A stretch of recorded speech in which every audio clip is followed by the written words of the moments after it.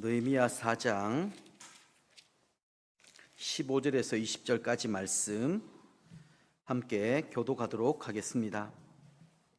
우리의 대적이 우리가 그들의 의도를 눈치챘다함을 들으니라. 하나님이 그들의 꾀를 패하셨으므로 우리가 다 성에 돌아와서 각각 일하였는데, 그때로부터 내수와 사람들의 절반은 일하고 절반은 갑옷을 입고 창과 방패와 활을 가졌고, 민장은 유다 온 족속의 뒤에 있었으며, 성을 건축하는 자와 짐을 나르는 자는 다 각각 한 손으로 일을 하며 한 손에는 병기를 잡았는데, 건축하는 자는 각각 허리에 칼을 차고 건축하며 나팔 부는 자는 내 곁에 섰었느니라.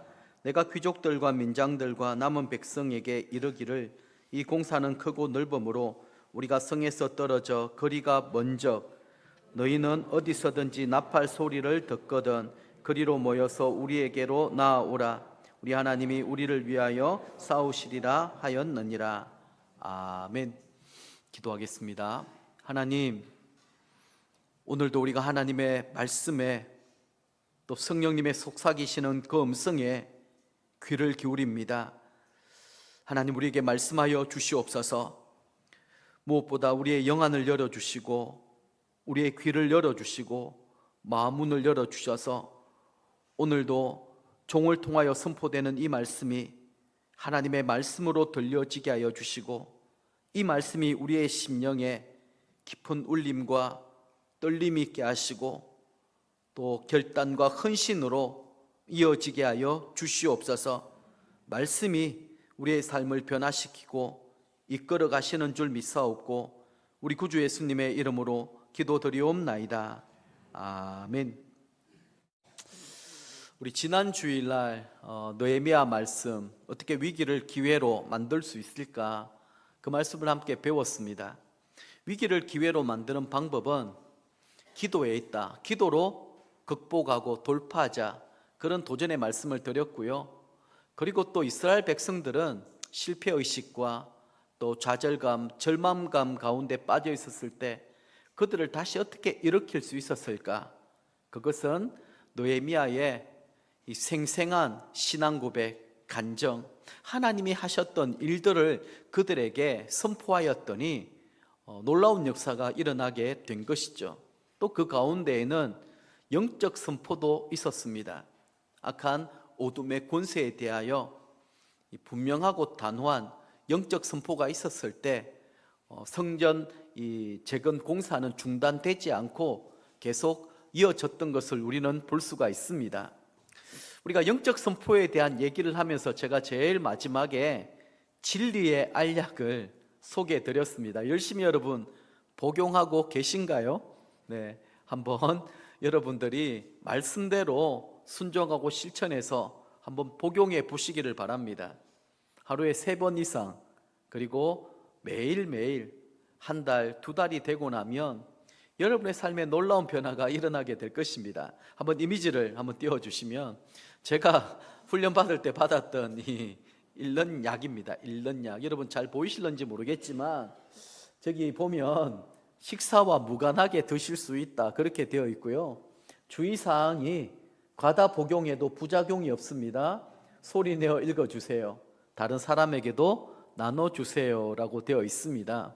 그래서 오른쪽이 제가 여러분들에게 소개했던 거고, 그렇게 제 이름을 딱 적어서 붙여놓고 제가 매일 이것을 외우다시피 선포하고 기도했더랬습니다. 지금도 계속 또 제 책상 위에다가 붙여놓고 또 기도하고 열심히 복용하고 있는 중입니다. 한번 복습을 해보도록 할까요? 네, 우리 지난 시간 배웠던 다음 화면을 좀 넘겨주시면 같이 한번 읽어보도록 하겠습니다. 하나님, 저는 무한한 가치를 지닌 하나님의 존귀한 자녀입니다. 야, 이 사탄아, 내가 하나님의 존귀한 자녀임을 너는 알지 못하느냐? 이 자식, 너는 무한한 가치를 지닌 하나님의 존귀한 자녀다. 아멘. 여러분, 제 이름을 부르시면 안 됩니다. 여기 있다고요. 여러분 이름을 부르시면서 정말 여러분들 그냥 지금은 조용하게 읽지만 혼자 계실 때에는 강하고 단호하게 선포하셔야 됩니다. 하나님, 저는 무한한 가치를 지닌 하나님의 존귀한 자녀입니다. 야, 이 사탄아, 내가 하나님의 존귀한 자녀임을 너는 알지 못하느냐? 그리고 이름을 부르면서 너는 무한한 가치를 지닌 하나님의 존귀한 자녀다. 계속해서 이 진리의 알약을 복용하다 보면 여러분들의 이 영적 이 건강 상태가 좋아집니다. 그전에는 참 늘 실패의식, 그리고 또 좌절감, 상처와 쓴뿌리로 우울하고 또 힘들고 어려운 그런 시간들을 보낸다고 한다면, 진리의 알약을 열심히 복용하다 보면 내 속에 성령님이 역사하시고 또 일하시는 것을 보게 될 것입니다. 한번 여러분들이 제가 영적 의사이지 않겠습니까? 여러분들에게 처방해 드린 대로 한번 꾸준하게 복용해 보십시오.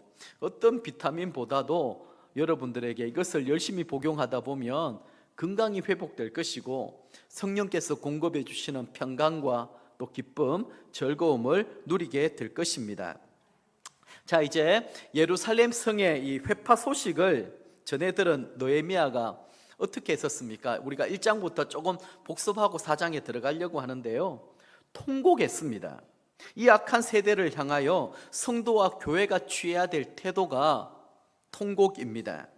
하나님께서 한국교회에 주신 제일 큰 사명이 바로 민족을 바라보며 우는 사명이라고 말할 수 있습니다. 그렇지 않습니까? 우리의 믿음의 선배들은 얼마나 많이 울었는지 모릅니다.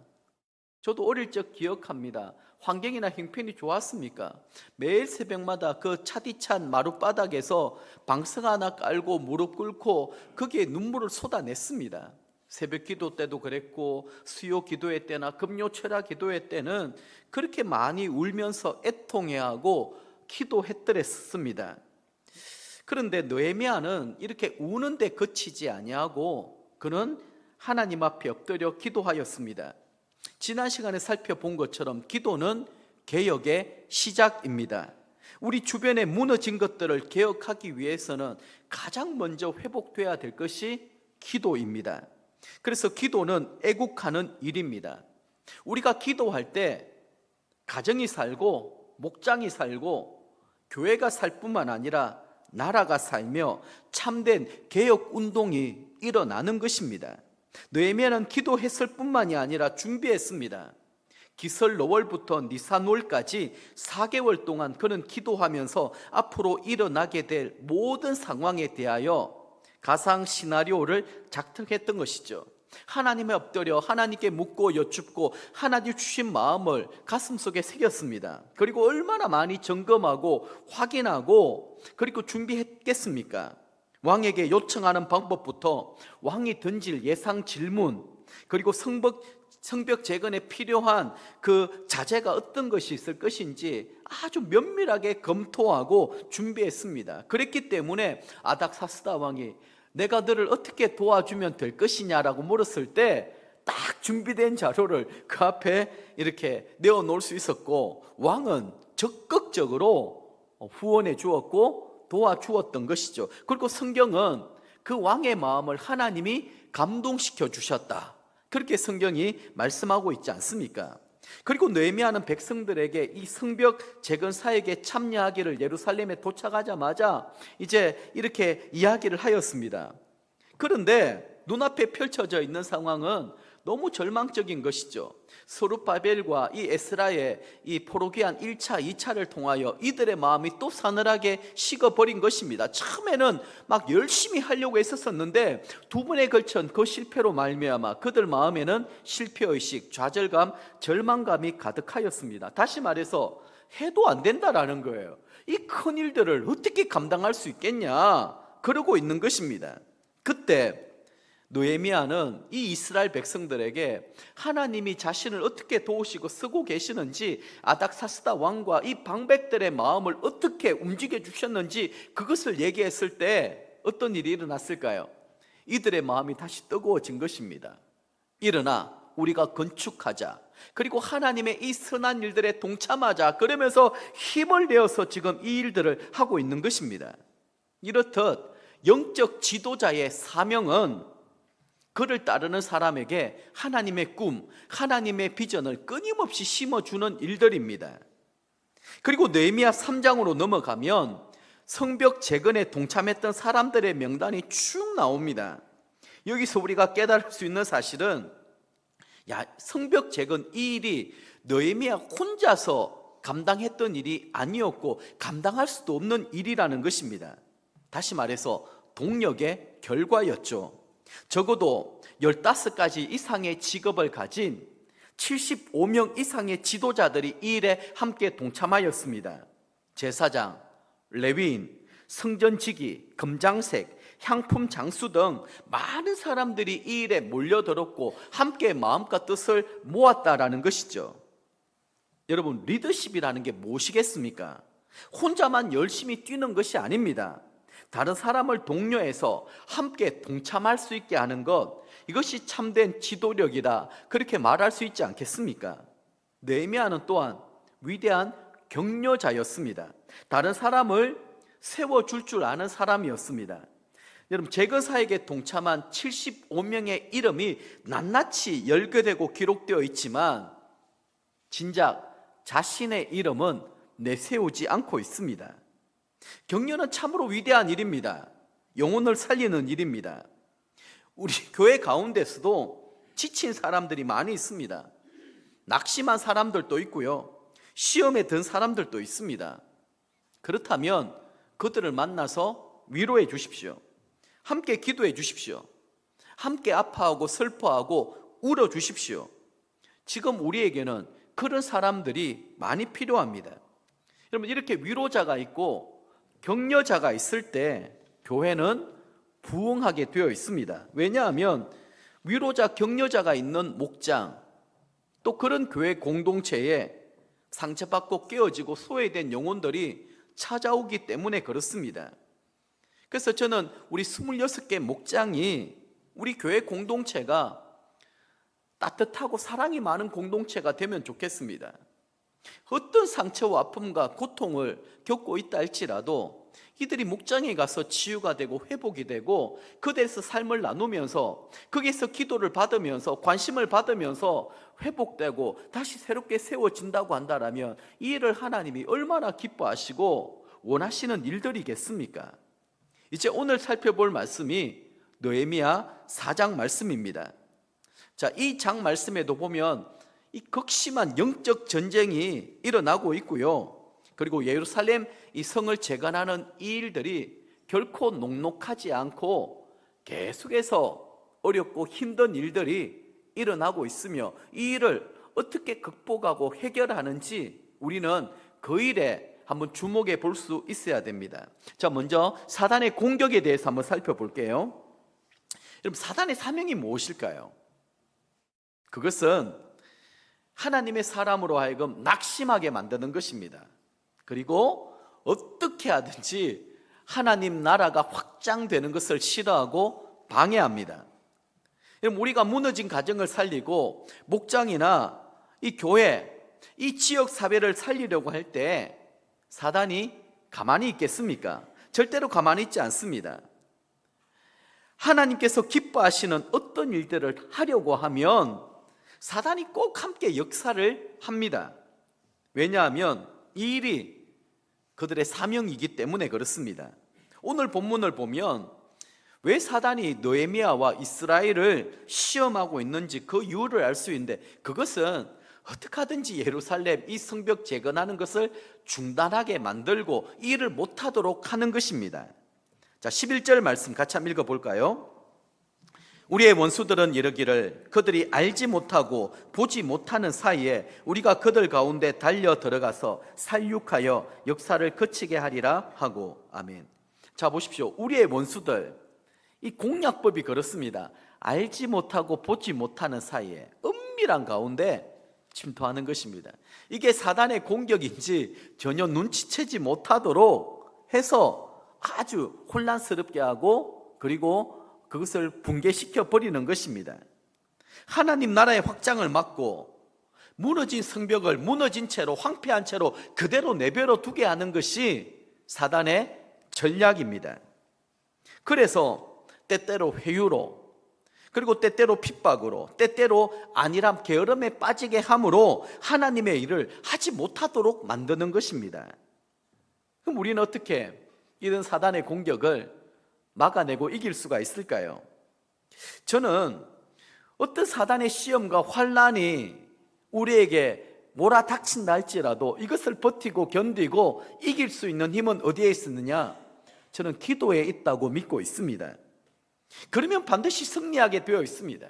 그래서 우리 그리스도인들에게는 규칙적으로 정해진 장소, 정해진 시간에 하나님 앞에 엎드려 머무는 시간이 필요한 것입니다.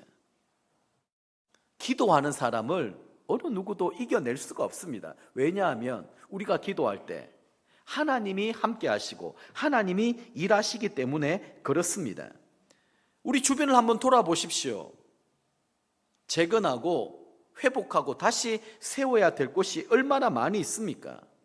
그런데 이 일을 위해서 가장 우선순위로 우리가 정비해야 될 것이 무엇이냐, 회복해야 될 것이 무엇이냐, 그게 바로 잃어버린 기도의 능력을 회복하는 것입니다. 잃어버린 말씀의 능력을 회복하는 것입니다. 여기 강단의 능력이 회복되어야 교회가 살고 성도가 살며 하나님의 나라가 이루어지게 되는 것입니다. 하나님의 말씀을 선포하는 우리 목회자들이 말씀의 능력에 대한 확신, 이 회복이 없다고 한다면 어떤 희망도 소망도 없는 것입니다. 이 하나님의 불과 같은 말씀을 담대하게 거침없이 선포하게 될 때 그 말씀을 받고 교회는 살아나게 되는 것입니다. 무너진 가정, 무너진 목장, 무너진 교회, 이것을 우리는 영적인 눈으로 바라볼 수 있어야 됩니다. 여기에 대한 문제제기, 여기에 대한 탓을 하려고 하면 얼마나 할 말들이 많이 있습니까? 그런데 느헤미야는 자신과 전혀 상관없음에도 불구하고 이 민족의 죄악을 자신의 죄악으로 여기고 회개하고 통해 잡으겠다라는 것, 우리는 지난 시간을 통하여 배우고 깨닫고 도전받았습니다.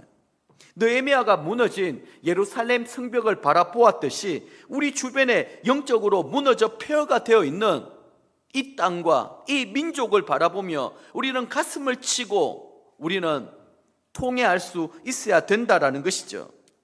그것을 본 사람에게 무슨 책임이 있겠습니까? 그것을 보고 깨닫고 느끼는 사람이 재건할 책임이 있고 하나님이 그것을 재건하여 세우라고 우리를 이 자리에 불러주신 것입니다. 자, 이제 좀 더 구체적으로 사단은 어떻게 느헤미야를 공격하고 성전 재건하는 이 일을 방해하고 있는지 한번 살펴보겠습니다. 1절부터 3절 말씀까지 한번 읽어보겠습니다. 산발랏이 우리가 성을 건축한다함을 듣고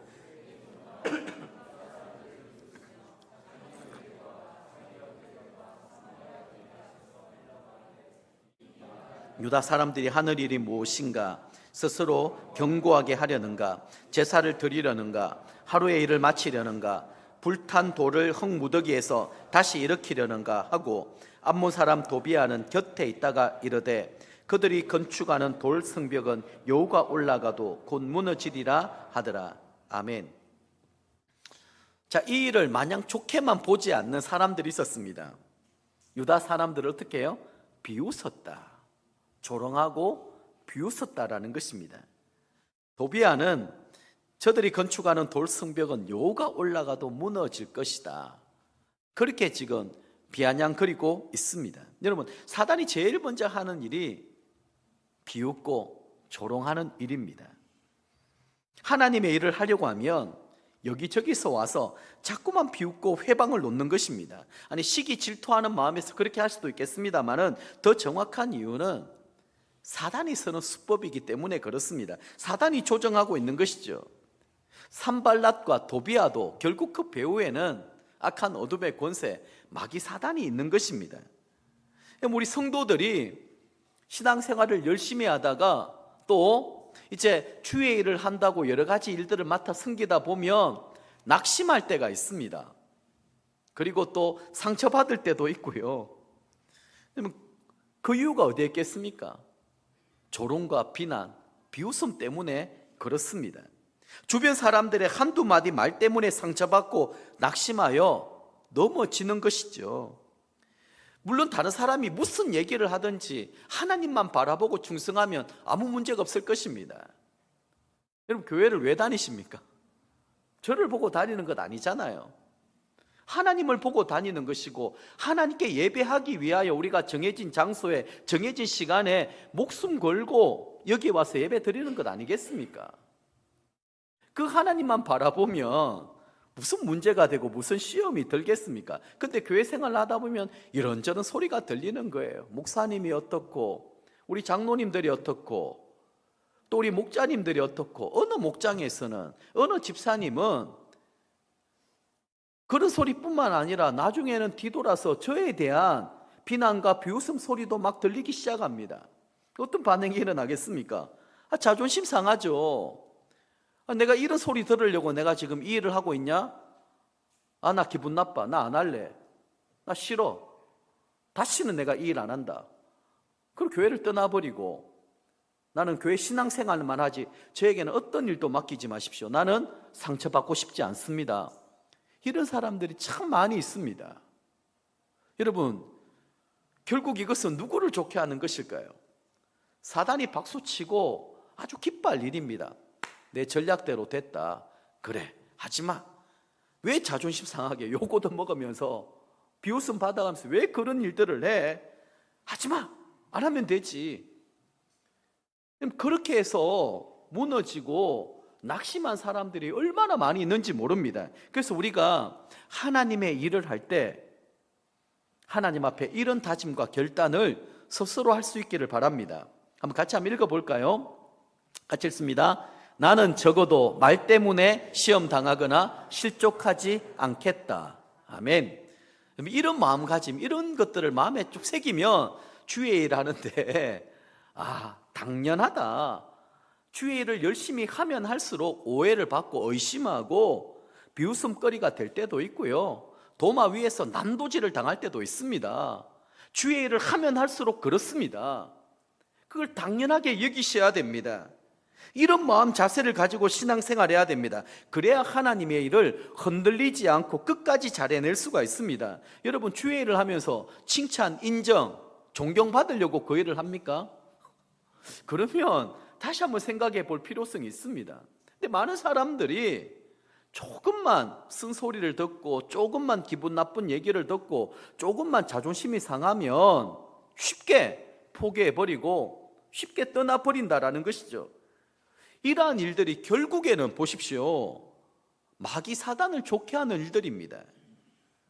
어떤 영적인 공격을 우리는 받는다 할지라도 주의 일을 앞서서 하면 할수록, 많은 사람들에게 노출되면 노출될수록 더 공격을 많이 받게 되어 있습니다. 당연하게 여기셔야 되죠. 하지만 내가 하나님만 바라보고, 하나님은 내 마음을 알고 계시지, 하나님은 내 억울한 심정들도 다 알고 계시지, 그러고 우리가 충성하고 흔들리지 아니하면 우리는 승리할 수 있습니다. 사소한 말 한마디 때문에 여러분 좌지우지하고 흔들리고, 그것 때문에 속상해하고, 그것 때문에 넘어지면 작은 그릇밖에 될 수밖에 없는 것입니다. 하나님은 우리의 믿음의 분량을 자꾸만 키워나가기를 원하세요. 우리의 역량을 자꾸만 키워나갑니다. 목장도 마찬가지입니다. 우리 목자 목련이 또 마찬가지고요. 이 목원은 내가 감당할 수가 없습니다. 감당할 수 없으면 그 정도 수준밖에 머무르지 못할 거예요. 그러나 그걸 감당하고 극복해 보면은요, 그때부터 목장에도 부흥이 일어납니다. 그리고 어떤 자신감이 생기느냐, 하나님 어떤 영혼이라도 우리 목장에 보내주십시오. 우리 목장은 치유되고 회복되고 완전하게 살아나게 될 것입니다. 이런 좀 자신감이 생기지 않겠습니까? 아마 우리 탄자니아 목장에서 전주 기쁨의 교회, 거기 평세를 다녀왔습니다. 거기에는 주보에 그렇게 딱 이렇게 기록되어 있습니다. 우리 교회는 우울증, 공황장애, 모든 이 중독 현상에 시달리고 있는 사람들을 환영합니다. 어서 오십시오. 어떤 질병도, 또 어떤 이런 어려움이 있어도 오십시오. 우리 목장이 해결해 드리겠습니다. 그럼 그게 건강한 교회고, 그게 강력한 교회이지 않겠습니까? 저는 우리 드림의 항상교회 26개 목장이 이런 좀 강력한 목장, 저는 교회가 되었으면 참 좋겠습니다. 그러면 뭐 누구 이런저런 얘기들 때문에 흔들리지도 아니하고, 여러분 흔들리니까 자꾸 흔드는 것입니다. 그거 아시죠, 여러분? 흔들리니까 자꾸 흔드는 것입니다. 한번 흔들리지 않고 내가 하나님 주시는 이 말씀 붙들고 나는 정도를 걷겠다, 그러면 나중에 여러분 보십시오, 더 이상 할 얘기도 없고 흔들거리들도 없는 거예요. 자, 두 번째는, 그럼 이런 영적 전쟁을 우리가 어떻게 싸울 것인가입니다. 대적들의 비웃음과 비난을 느헤미야는 어떻게 극복했을까요? 어떻게 승리했을까요? 느헤미야의 기도를 통하여 우리는 그 해답을 찾을 수가 있습니다. 4절 5절 말씀 한번 더 읽어보도록 하겠습니다. 시작. 우리 하나님이여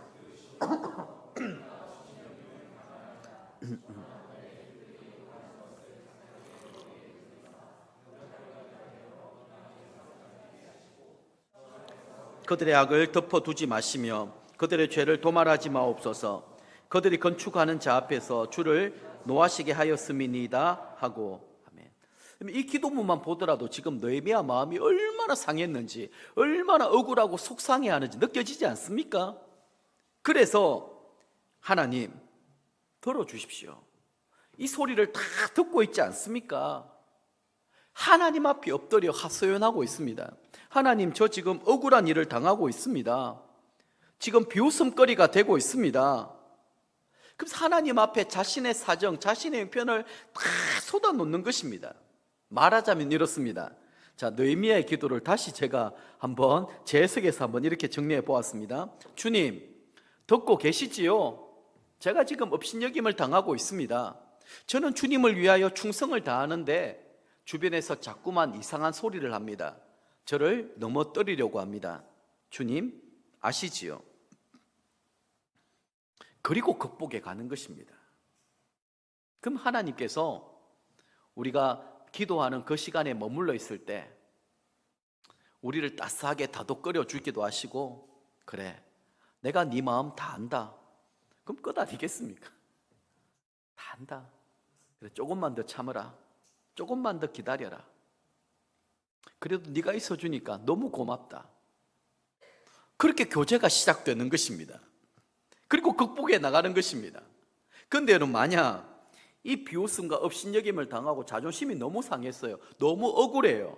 그래서 그래, 니만 할 말이 있냐? 나도 할 말이 있다. 그러면서 똑같이 상대방의 약점을 덜추어내고 폭로하고 다니면서 저 인간이 이런 인간이고 내게 이런 얘기를 했고 정말 거짓말밖에 안 하고 공동체를 이렇게 하고, 여러분 그렇게 하면 어떻게 되겠습니까? 사단이 춤을 추지 않겠습니까? 그래, 내가 원하는 게 이거지. 그래, 분노를 내야지, 화를 내야지. 왜 참아? 참으면 안 돼. 영적으로 우리는 깨어 있어야 됩니다. 믿음 있는 성도가 할 일은요, 잠잠히 참고 인내하며 하나님 앞에 엎드려 호소하는 것입니다. 하나님으로부터 치유와 회복을 경험하는 것입니다. 하나님 앞에 모든 울분과 때로는 분노조차도 다 쏟아놓는 것입니다. 그래서 하나님의 일을 하는 사람은, 다시 강조합니다, 정해진 때에 정해진 장소에서 정해진 시간을 두고 기도하는 시간이 필요합니다. 이게 없으면은요 금방 무너집니다. 느헤미야도 보십시오. 와, 어떻게 이걸 참고 견디고 이길 수 있었을까? 느헤미야는 적어도 4개월 동안에는 잠잠히 기다리며 하나님 앞에 머물렀던 시간, 예루살렘 여기에 와서도 3일 동안은 하나님 앞에 머물러 듣는 기도를 하지 않았습니까? 그랬기 때문에 하나님의 영이 느헤미야의 생각, 감정, 마음 모든 걸 다스려 주셨기 때문에 그는 극복할 수 있었고 이겨낼 수가 있었던 것입니다. 다시 한번 정리해 보겠습니다. 산발랏과 도비아 같은 사람들이 비웃고 조롱하는 목적이 뭐라고요? 하나님의 일을 중단하게 만드는 것입니다. 그럼 우리는 이렇게 생각해 볼 수 있겠습니다. 사단이 계속해서 우리를 조롱하고 비웃을 때 여기에 대한 최대의 복수는 무엇일까요? 그것은 하나님의 역사를 중단하지 아니하고 끝까지 버티고 견디며 계속 해내는 것입니다. 이 일이 악에게 지지 않고 선으로 악을 이기는 방법입니다. 자, 이제 4장 7절 말씀 한번 볼까요? 산발락과 도비아와 아라비아 사람들과 암몬 사람들과 아토 사람들이 예루살렘 성이 중수되어 그 허물어진 틈이 메꾸어 간다함을 듣고 심히 분노하여. 아니, 이렇게 조롱하고 비웃고 공격해도 꿈쩍을 하지 않습니다. 아니, 흔들면 흔들려야 재미가 있는데, 그러면 흔들리는 재미가 있지 않겠습니까? 막 비웃고 조롱하면 화가 나가 견디지 못하는 이런 모습을 봐야 비웃고 조롱하는 맛이 나는데 꿈쩍하지 않는 거예요. 그러니까 자기가 열받는 거예요. 산발락과 도비아가 심히 분노하는 것입니다. 그럼 지금 분노하는 사람이 누구입니까? 이스라엘 백성들은 온갖 조롱에도 불구하고 아랑곳하지 않고 묵묵하게 끝까지 재건 사역을 감당하고 있습니다. 그러니까 비웃는 사람들이 오히려 분노하며 펄쩍 뛰고 있는 상황이 연출되고 있는 것이죠. 그래서 사단에 대한 최대의 복수는 뭐라고요? 끝까지 그 자리를 지켜 하나님의 일을 이루어내는 것입니다. 이렇게 비웃음과 조롱에도 불구하고 재건 사역이 계속 이루어지자 이번에는 사단이 또 다른 방법을 사용합니다. 8절 말씀 같이 한번 읽어보겠습니다. 다 함께 꾀하기를 예루살렘으로 가서 치고 그것을 요란하게 하자 하기로. 앞에는 어떻습니까? 아무도 모르게 듣지도 못하도록 은밀하게. 그 방법이 통하지 않으니까 이제는 정면 돌파하겠다라는 것입니다. 다 함께 모여가 지금 자기들끼리 작전 회의를 지금 하는 거예요. 그리고 이제는 치고 그것을 요란하게 하자. 이 말은 실질적인 공격입니다. 비웃음으로 성도가 무너지지 않을 때 사단이 쓰는 수법이 실제적인 핍박과 어려움을 주는 것입니다. 하나님 앞에 충성하려고 하면, 일하려고 하면 비웃음이 찾아옵니다. 그 다음에는 피부에 와닿는 어려움들이 찾아오기 시작합니다. 사단의 목적은 수단과 방법을 가리지 않고 하나님의 일을 중단하게 만들고 교회 공동체를 떠나게 만드는 것입니다. 하지만 끝까지 포기하지 않고 묵묵하게 더 열심히 주의 일을 감당하게 되면 반드시 기필코 승리하게 되어 있습니다. 근데 여러분, 사단의 공격이 또 이것으로 끝나지 않아요. 아주 집요합니다. 10절 말씀 이번에 또 한번 볼까요? 유다 사람들은 이르기를 흙무더기가 아직도 많거늘 짐을 나르는 자의 힘이 다 빠졌으니 우리가 성을 건축하지 못하리라 하고. 자, 지금까지는 외부에서 공격과 여러 가지 방해와 비웃음과 이런 것들이 막 왔더랬습니다. 근데 이제는요, 오늘 보십시오. 유다 사람들이 산발라 도비아 게셈 아니고요, 내부에 이런 사단의 역사가 또 일어나기 시작합니다. 무슨 말인가 하면, 밖에서 여러 가지 방해와 시험이 몰려오는데 안에서 여전히 실패와 좌절, 절망감에 사로잡혀 있는 아주 냉소적인 또 그런 사람들의 기질이 발동되기 시작합니다. 뭐냐? 흙무더기가 아직 많은데 일꾼들은 이미 다 지쳤습니다. 이제 더 이상은 못할 것 같습니다. 그럼 재건하다 말고 흩어져서 뿔뿔이 다 집에 가버리는 거예요. 느헤미야가 얼마나 화가 많이 났겠습니까? 아니, 있는 힘을 다 동원해도 지금 될까 말까인데 힘들어서 이제 일 못하겠다라는 거예요. 지도자로서 얼마나 힘이 빠질 수밖에 없는 상황이겠습니까? 거기에다가 전방에서는 더 큰 어려움이 생겼습니다. 12절 말씀 또 보십시오. 그 원수들의 근처에 거주하는 유다 사람들도 그 각처에서 와서 10번이나 우리에게 말하기를 너희가 우리에게로 와야 하리라 하기로. 무슨 말인가 하면, 지금 대적들이 쳐들어오려고 하니까 병력을 이쪽에 빨리 급파해 달라고 하는 전갈입니다. 얼마나 급했는지 10번이나 찾아와서 사정하는 거예요. 와, 10번을 버티는 것도 정말 대단한 것 아니겠습니까? 느헤미야가 꿈쩍하지 않고 10번이나 거절했는데, 지금 이스라엘이 처한 상황은 일촉즉발의 전쟁 전야 상황입니다. 대적들의 위협이 끊어지지 않고 있고요, 내부의 동요가 지금 일어나고 있고요, 전방에서는 급전이 지금 날아오고 있습니다. 그야말로 총체적인 위기이지요. 우리 신앙생활에도, 우리 공동체에도 이렇게 극심한 시험이 총체적으로 일어날 수가 있습니다. 여러분, 가정에도 그렇고요, 목장, 어디든지 이런 일들이 일어날 수 있습니다. 비웃음의 시험이 끝나기가 무섭게 실제적인 핍박이 엄습하고 내부적인 동요가 일어나며 여기저기 탈진하고 넘어져서 더 이상 못하겠다라고 하는 소리가 여기저기서 들려오기 시작합니다. 분명한 위기이죠. 하지만 진정한 리더의 가치는 위기의 순간에 가치가 드러나기 마련입니다. 자, 이 위기를 느헤미야가 어떻게 돌파하고 있을까요? 14절 말씀입니다. 같이 한번 읽어보겠습니다. 내가 돌아본 후에 일어나서 귀족들과 만장들과 남은 백성에게 말하기를 너희는 그들을 두려워하지 말고 지극히 크시고 두려우신 주를 기억하고 너희 형제와 자녀와 아내와 집을 위하여 싸우라 하였느니라. 아멘. 자, 먼저 느헤미야가 이 상황을 돌아보았다라는 거예요. 상황을 파악했습니다. 그리고 일어났다고 하고 있습니다. 일어나서 다 주저앉아 있을 때 느헤미야는 일어났어요. 일어난다는 그냥 동작으로 일어난다 이렇게 생각하시면 안 됩니다. 여기에는 굉장히 큰 의미가 있습니다. 쿰이라고 하는 의미입니다. 달리다 쿰 할 때 소녀야 일어나라, 죽었던 사람을 일으키는 그걸 얘기합니다.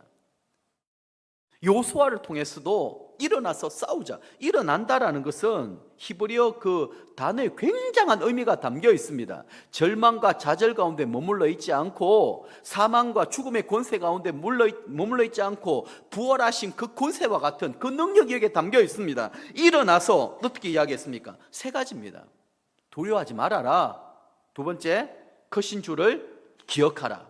셋째, 함께 싸우자. 너희들이 지금 뭘 보고 두려워하고 있느냐? 여기저기 들려오는 소리냐? 그리고 지금 이렇게 높이 쌓여있는 이 무더기냐? 이걸 언제 다 치울까? 두려워하지 말아라. 크신 주를 기억하고 하나님을 두려워하라. 그리고 우리 형제와 가족, 조국을 위하여 함께 싸우자. 지금 그러고 있는 것입니다. 여러분, 저는 이런 위기의 순간 있지 않습니까? 여기저기서 이런저런 소리가 들리고 막 그렇게 할 때 저는 이게 부흥의 저는 정조 정세라고 저는 믿기로 작정했습니다. 오늘 말씀을 보니 우리 가운데서도 이런저런 일들이 얼마나 많이 일어나고 있습니까? 이런 목장을 한번 보십시오. 왜 우리 목장에 이런저런 일들이 일어나고 있을까? 근데 그걸 보고 자포자기하고 낙심 절망 가운데만 머물러 있다고 한다면 아무 일도 일어나지 않을 것입니다. 그러나 느헤미야와 같은 영성을 가지고 하나님 앞에 엎드려 내가 한번 이 문제를 돌파하고 극복하고 뛰어넘겠다라고 다짐할 때 그 모든 일들은 부흥의 정조정세가 될 수 있다라는 말입니다. 제가 이렇게 말씀드리는 근거가 있습니다. 그리고 나서 어떤 일들이 일어나느냐라는 거예요. 공동체가 하나가 됩니다. 느헤미야의 이 메시지를 듣고 이스라엘 백성들이 다시 하나님을 바라보기 시작하였습니다. 15절 말씀 같이 한번 읽어보겠습니다. 우리의 대적이 그들의 의도를 눈치챘다함을 들으니라. 하나님이 그들의 꾀를 패하셨으므로 우리가 다 성에 돌아와서 각각 일하였는데. 아멘. 15절에 와서 하나님이 일하시는 게 보이는 거예요.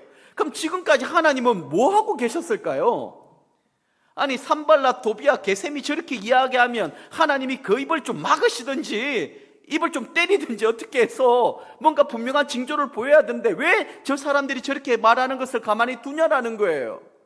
아니, 이스라엘 안에서도 동료돼서 절망감 가운데 우리 못한다 다 흩어져 갔을 때 뭔가 징조를 좀 보여주셔야 되는데 그때까지 하나님이 일하지 않았어요. 하나님은 결정적인 순간에 딱 등장하셔가지고 하나님의 일을 우리에게 나타내 보여주십니다. 어떻게 해요? 하나님이 그들의 꾀를 패하셨으므로. 우리 하나님 다 보고 계시고요, 다 듣고 계시고요, 계획이 다 있으신 분이십니다. 그 기간은, 이 15절까지의 그 기간은 이스라엘 백성들이 두려워 떨고 막 얼마나 마음속에 당황스러운 마음들이 있었겠습니까? 위급한 상황이 그 시간은요, 어떤 시간이었을까요? 하나님을 더 신뢰하고 의지하고 느헤미야처럼 하나님 앞에 기도하며 도움을 요청하는 시간이었습니다. 그 시간으로 우리가 만들어야 되는 거예요. 말씀드렸습니다. 아무 일도 안 하면 아무 일도 일어나지 않습니다. 사람이 일하면 사람이 일할 뿐이지만 사람이 기도하면 하나님이 일하십니다. 저는 하나님을 그냥 이 성경책에 갇혀있는 하나님으로만 배우지 말고 지금 나의 삶의 현장 가운데 하나님이 어떻게 살아계시고 어떻게 역사하시고 어떻게 일하시는지 좀 경험하면 좋겠어요. 그러면 지난 주일에 말씀드렸던 것처럼 느헤미야처럼 가슴이 막 타오르지 않겠습니까? 불이 타지 않겠습니까? 전하지 아니하면 견딜 수 없는 그런 마음을 주시지 않겠습니까? 영안이 활짝 열려집니다. 그러면 하나님이 뭘 원하시는지 알고 있어요. 깨달아지는 마음들이 있습니다. 지금은 절망하고 좌절할 때가 아니라 문제 제기를 하고 이 문제 탓을 하는 것이 아니라 어떻게 이 문제를 극복할 것인가? 문제에 대한 해답은 하나님의 손에 있는 것이고 하나님은 그 일들을 나를 통하여 이 일을 행하기를 원하신다라는 거예요. 그걸 하나님이 기다리는 시간이 느헤미야 4장부터 4장 1절부터 14절까지의 시간이었습니다. 이스라엘이 하나님을 신뢰하고 하나님 앞에 기도하고 기대하며 기다리는 그 시간을 하나님은 지켜보고 계셨고 때가 되었을 때 하나님이 이제 본격적으로 간섭하기 시작하신 것입니다. 16절 말씀만 보겠습니다. 같이 읽습니다. 자, 그때로부터 내 수하 사람들의 절반은 일하고 절반은 갑옷을 입고 창과 방패와 활을 가졌고 민장은 유다 온 족속의 뒤에 있었으며. 아멘. 그때가 언제일까요? 느헤미야의 말씀을 듣고 다시 그들의 마음에 불이 타올랐을 때, 환경과 사람을 보고 두려워하지 아니하고 하나님을 바라보며 믿음의 소망을 가지게 되었을 때, 바로 그때입니다. 그랬을 때 승리의 북소리가 울려 퍼지기 시작하고 전세가 역전이 되기 시작하였습니다. 여러분, 성경은 여러 가지 이런 시험과 공격에도 불구하고 이스라엘 백성들이 추진력 있게 성벽을 끝까지 완성할 수 있었던 이유, 그것을 오늘 19절 20절에 이렇게 또 말씀합니다. 그래서 제가 이 말씀이 너무 중요하기 때문에 본문을 다 읽지 않고 이 본문은 제가 읽어드렸습니다.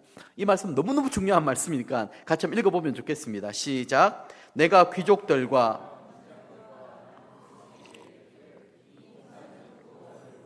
우리가 성에서 떨어져 거리가 먼저 너희는 언제든지 나팔 소리를 듣거든 거리로 모여서 우리에게로 나오라. 우리 하나님이 우리를 위하여 싸우시리라 하였느니라. 아멘. 자, 이 말씀을 딱 보면 제일 먼저 눈에 띄는 게, 다시 말씀 한번 띄워보시겠습니까? 제가 강조했던 우리 하나님 우리를 위해 싸우시리라. 아멘. 여기만 주목합니다. 그런데 여러분, 하나님이 우리를 위하여 싸우시게 된 배경입니다. 여기에 우리가 주목할 수 있어야 됩니다. 이걸 놓치면 안 됩니다. 자, 보십시오. 이스라엘 백성들이 넓고 큰 공사 현장에서 각지에 흩어져서 일을 해야만 했습니다. 그런데 위기가 감지될 때에는 적군이 공격해 올 때 어떻게 합니까? 느헤미야 옆에는 늘 나팔 부는 사람이 있었어요. 딱 느헤미야가 영적으로 이거는 위기의 순간이다, 이것은 다 모아서 또 흩어져 있으면 자기들끼리 이런저런 얘기하다가 또 낙심하고 절망하고 시험 들 것이기 때문에 불러 모아서, 지금 느헤미야가 몇 번째 지금 이렇게 하고 있습니까? 다시 이들의 마음이 낙담하고 실패하고 무너지지 않도록 나팔을 불어서 불러 모으는 것입니다. 그래서 위기의 순간에 나팔 소리를 잘 들어야 됩니다. 그 소리를 듣고 온 성도들이 일사불란하게 모이는 것입니다. 그리고 다시 한 번 더 말씀과 기도 가운데 그들의 마음을 다잡는 시간들입니다. 저는 그 시간이 어떤 시간인가? 바로 이 시간이라고 저는 믿고 있습니다. 주일 예배야말로 나팔 부는 시간입니다. 이걸로 부족한 사람들은 매일 새벽마다 여러분, 우리 교육자들이 카카오톡으로 말씀 파일을 올려주지 않습니까? 그 나팔 소리를 들으셔야 됩니다. 그리고 그것을 가지고 이런 마음을 다 잡으셔야 됩니다. 그렇지 아니하면 3, 4, 5 모여있다 보면 또다시 예전에 그 상처, 선뿌리, 실패, 좌절, 원망, 불평으로 다시 돌아가 버리게 되는 것입니다. 얼마나 우리가 이런 실패를 많이 경험했었습니까? 우리 하나님이 우리를 위하여 싸우시는 그때는 그 나팔 소리에 귀를 기울이고 함께 모여서 말씀과 기도에 힘을 모을 때입니다. 그때서야 비로소 하나님은 일하시는 것이죠. 그리고 23절에는 또 이렇게 말씀하고 있습니다. 나나 내 형제들이나 종자들이나 나를 따라 파수하는 사람들이나 우리가 다 우리의 옷을 벗지 아니하였으며 물을 기르러 갈 때에도 각각 변기를 잡았느니라. 이 일 있고 난 다음부터는 이들이 바짝 긴장한 거예요. 옷을 벗지 아니한다. 이것은 이제는 적에게 공격할 틈을 주지 않겠다라는 거예요.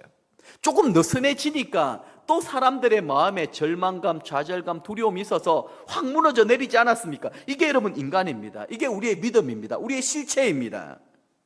에베소서 4장 27절에는 마귀에게 틈을 주지 말라라고 얘기합니다. 악한 것이 조금도 틈타지 못하도록 영적인 바리게이트를 쳐야 됩니다. 사단이 때로는 비웃음으로, 때로는 핍박으로, 때로는 영적 게으름으로 폐허된 그곳을 가만히 내버려 두게 만듭니다. 여러분, 목장을 보십시오. 가정을 보십시오. 우리 교회 공동체를 보십시오. 가만히 있어서 되겠습니까? 문제 제기는 많이 합니다. 답을 찾지 못합니다. 당연하지요. 우리가 답을 찾으면 우리가 하는 것 아니겠습니까? 그 답은 하나님께 있습니다. 그게 바로 느헤미야 4장 1절부터 14절까지 말씀입니다. 왜 그들이 이런저런 일들을 하지 않았겠습니까?